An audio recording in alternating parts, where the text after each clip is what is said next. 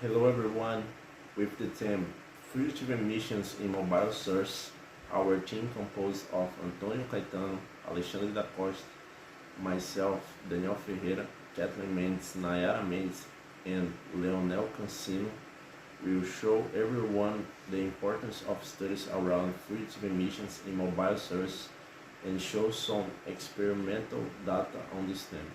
The issue of pollutant emission is old, but it was at Rio 92, an event that took place in Rio de Janeiro, Brazil, that the subject became relevant. On that occasion, 179 countries signed a document called Carta da Terra, with goals established for each region.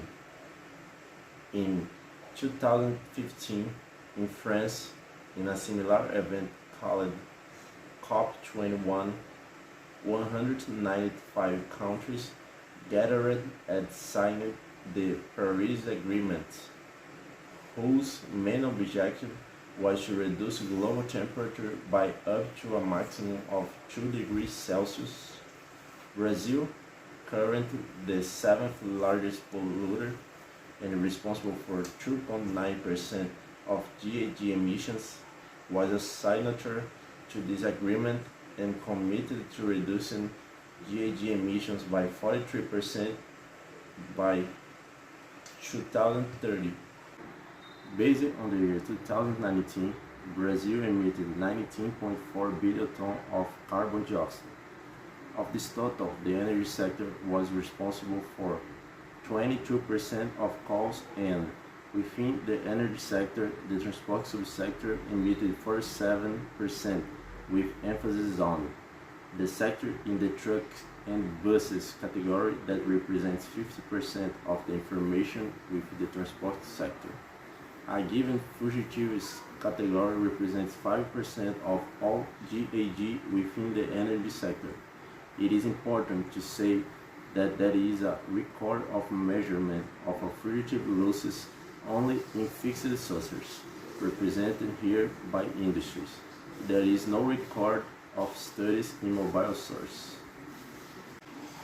Conceptualizing the topic of fugitive emissions, the EEA, Europe Environment Agency, recognized as fugitive emissions not captured due to the equipment leakage, evaporative process, and wind disturbance.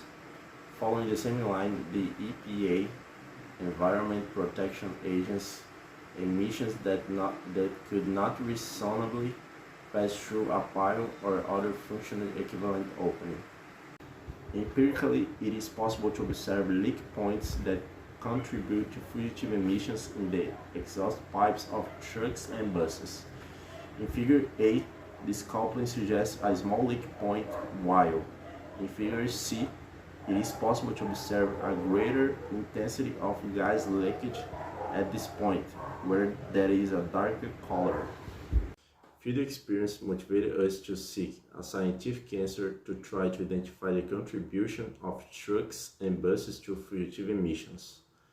In this way, our main objective was to identify the source of leak in the pre-catalyst, that is, in the domain that comprises the exit of the engine gases when entering the catalyst. Once the leak points have been identified, we now measure the concentration of pollutants in each collected sample. Considering the research to be unprecedented, the statistical model applied was simple random sampling.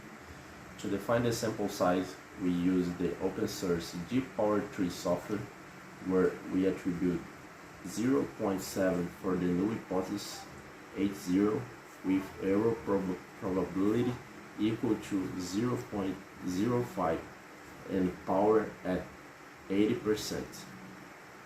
In this way, the amount of sample was calculated for 9 vehicles with power of 84%. To collect the samples, we coupled a bronze tube with 6 mm in diameter by 500 mm in length to the exhaust pipe close to the region with a clear indication of leaks, Figure A. A high thermal resistance aramid tape was used for thermal insulation. Overlaid on the aramid, another pyro was used to provide a barrier against the fugitive gases, and a bag with a capacity of 1 cubic decimeter was attached to the other end of the bronze tube to collect the gases.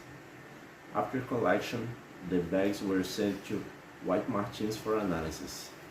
We divide vehicles by model into 3 categories: 2 B12M vehicles, 4 B270F, both with urban application, and 4 B11R with road application. Engine operation parameters have been measured and are shown in the table. It is worth noting that all samples were collected with a stationary engine with identical rotation per minute pattern for all vehicles. For purpose of future comparisons, the mass flow for each collection was calculated using the mass flow equation. After analyzing the samples in the laboratory, we convert the results given in ppm to the standard unit of measure used in the official global standard tables, grama per kilowatt hour. For the calculations, we used the 4 direct equations derived from the general equation by Piluza.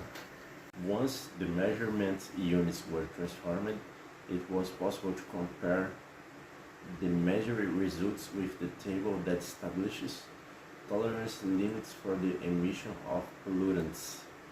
The results presented in this condition are within the maximum pollutants emission standards. Although the results presented are in accordance with current legislation. In this figure, a direct relationship between the year of the vehicle was manufactured and the increase in pollutant emission was observed in all samples, with emphasis on carbon monoxide. In the same way, when we select vehicles in groups and analyze the evolution in mileage driven, it is also possible to observe a direct relationship between the increase in mileage and concentration of pollutants, with more emphasis on the B11R model. In this way, our work found coherence with the proposed objectives when we considered the consistency with the proposed objectives, confirmation of hypotheses with the identification of presence of fugitive emissions in bus exhausts, comparison of measured volumes with tabulated volumes according to the Euro 5 standard for samples collected in steady state. In this context, we identified the need for more studies on transitory basis on working conditions with a loaded vehicle. Well, this is all. I hope that you enjoy it, and thanks for your attention.